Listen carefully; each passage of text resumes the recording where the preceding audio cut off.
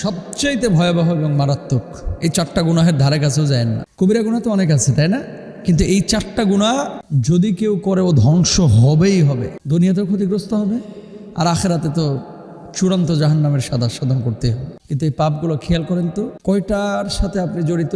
হাজার হাজার মানুষ বাংলাদেশে আছে, হাজার বললে ভুল হবে, লাখ লাখ মানুষ আছে এই 4টা পাপ প্রতিদিন করে। প্রতিদিন আপনি করেন কিনা একটু মিলান।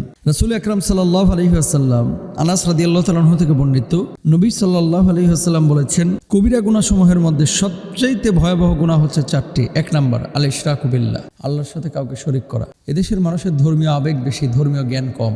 এই জন্য মানুষ লালনের মাজারে গিয়েও কিন্তু অনেকে জান্নাত খুঁজে। অনেক মাজারে গিয়ে যেখানে নামাজ নাই, রোজা নাই, যেখানে ফরজ বিধিবিধানগুলোকে ঠিকমতো আদায় করা হয় না, যেখানে নেশা চলে, এরকম জায়গায় যায় সেজদায় লুটায় পড়ে এই মানুষগুলো জান্নাত খোঁজে। কপালটা বানিয়েছেন আল্লাহ, তার সেজদা দিব সেই আল্লাহ সুবহানাহু ওয়া তাআলাকে। মানুষকে অনেকে সেজদা দেয়, জানেন? অনেক মানুষ আছে বিভিন্ন মাজারে কবরে সেজদা দেয়। পৃথিবীর কোনো মানুষকে সেজদা দিতে পারে না, এটা হারাম, এটা নিষিদ্ধ। নবী সাল্লাল্লাহু আলাইহি ওয়াসাল্লামকে একজন সাহাবী বললেন, ইয়া রাসূলুল্লাহ, সম্ভবত উনি ইয়ামান থেকে এসেছিলেন, যে আমি আপনাকে অত্যন্ত ভালোবাসি, অত্যন্ত মহব্বত করি, একটু পারমিশন দেন না আপনাকে একটু সেজদা করে ভক্তি করি, আপনাকে ভালোবাসার প্রদর্শন করি। আল্লাহর নবী বলছেন সাল্লাল্লাহু আলাইহি ওয়াসাল্লাম, আল্লাহ সুবহানাহু ওয়া তাআলা যদি কোনো মানুষকে সেজদা দেওয়া জায়েজ করতেন, প্রত্যেক স্ত্রীকে তার স্বামীকে সেজদা করার জন্য বলতেন, যেহেতু আল্লাহ তাআলা বলেন নাই, সুতরাং তুমি আল্লাহ ছাড়া কোনো মানুষকে সেজদা দিবা না।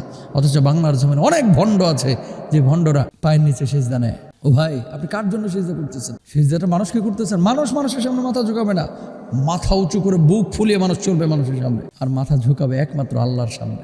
শিরিক করেন না, আল্লাহর সাথে কাউকে শরিক করেন না। কি ক্ষতি? লা ইন আশরাকতা লা ইয়াহবাতান্না আমালুক ওয়া লা তাকুনান্না মিনাল খাসিরিন। শিরিকটা করবেন, আপনার অতীতের করা সমস্ত আমলগুলো নষ্ট হয়ে যাবে, ধ্বংস হয়ে যাবে। নামাজ কবুল হবে না, রোজা কবুল হবে না। কেন শিরিক করছেন? ইন্নাহু মাইয়ুশরিক বিল্লাহ ফাকাদ হারামাল্লাহু আলাইহিল জান্নাহ। যে ব্যক্তি শিরিক করবে তার জান্নাত তার জন্য হারাম হয়ে যাবে। তাহলে জান্নাত যদি আপনার জন্য হারাম হয়ে যায়, জাহান্নাম আপনাকে ওয়েলকাম করবে। তো জাহান্নাম যদি ওয়েলকাম করে, কি অবস্থা হবে? আগুনে পড়বেন। 1 নাম্বার পাপ, কেউ শিরিক করবো না। এরপর আসেন 2 নাম্বার পাপ হচ্ছে অন্যায়ভাবে কোনো মানুষকে হত্যা করা। এটা হচ্ছে পৃথিবীর বুকে নিকৃষ্ট গুনাহের মধ্যে চূড়ান্ত নিকৃষ্ট গুনাহ। ওমাই ইয়াকতুল মুমিনা মুতাআম্মিদান ফাজাযাউহু জাহান্নামু খালিদান ফিহা ওয়া গাদিবাল্লাহু আলাইহি ওয়া লানাহু ওয়া আদরাহু আযাবান আযীমা আযাবান মুহিনা। আল্লাহ সুবহানাহু ওয়া তাআলা কুরআনুল কারীমে বলেছেন, অন্যায়ভাবে কেউ কোনো মুমিনকে হত্যা করলো, কোনো মানুষকে হত্যা করলো, কোনো জীবকে হত্যা করলো, সে যেন গোটা পৃথিবীর মানুষকে হত্যা করে ফেললো। আল্লাহর লানত তার উপরে, আল্লাহর গজব তার উপরে, আল্লাহর আযাব তার উপরে, আল্লাহর ক্রোধ তার উপরে। চূড়ান্তভাবে স্থায়ীভাবে সে তার আবাসকে তার আবাসস্থল জাহান্নামকে বানিয়ে নিল। তারপরে জান্নাত নিষিদ্ধ হয়ে যায়। অথচ মাত্র 2000 টাকা, 3000 টাকা। গত বছর দেখেছিলাম কুমিল্লায় 100 টাকার জন্য পিঠের মধ্যে ছুরি ঢোকায় দিচ্ছে, মেরে ফেলেছে। এরকম ঘটনাও কিন্তু বাংলাদেশে ঘটে। 100 টাকা ছিনতাই করতে গিয়ে চাপাতি দিয়ে কোপ দিচ্ছে ঘাড়ের ওপরে, সাথে সাথে শেষ। এরকম ঘটনাও ঘটে। মানুষকে হত্যা করবেন, মাপ পাবেন না। 2 নাম্বার গেল, কোনো মানুষকে হত্যা করবো না আমরা। 3 নাম্বার হচ্ছে বাপ মাকে কষ্ট দেওয়া। আল আক্ক, পিতামাতার অবাধ্য সন্তান যারা বাপ মাকে কষ্ট দেয়, এটা কবিরা গুনাহের মধ্যে চূড়ান্ত কবিরা গুনাহ। এই বাপ মারে কষ্ট দিয়েন না।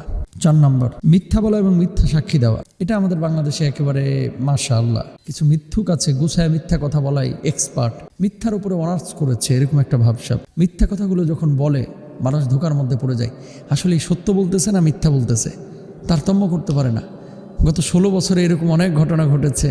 আমরা দেখেছি এমন কিছু লিডার ছিলেন, এত সুন্দর করে গুছিয়ে মিথ্যা কথা বলতেন যেন মনে হতো গতকালকে রাত্রেই জান্নাত থেকে পালায় আসছে, এরকম একটা ভাবসাব ছিল। আল্লাহ বিচার করেছে, আস-সিদকু ইউনজি ওয়াল কিযবু ইউহলিক। সত্য মানুষকে মুক্তি দেয়, মিথ্যা মানুষকে ধ্বংস করে। কখনো মিথ্যার ধারে কাছে যাবেন না। আল্লাহ বুঝদান করুন।